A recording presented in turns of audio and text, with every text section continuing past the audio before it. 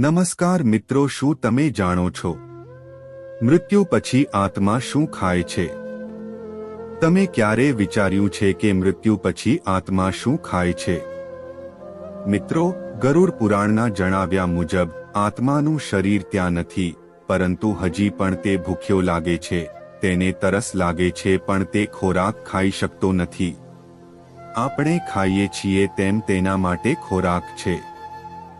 શ્રદ્ધા અને પિંડદાન.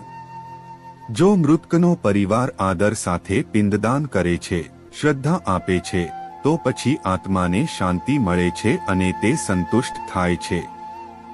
પરંતુ જો કોઈ આ કાર્ય ન કરે તો પછી આત્મા ભટકતો રહે છે, કારણ કે તેને સંતોષ નથી મળતો.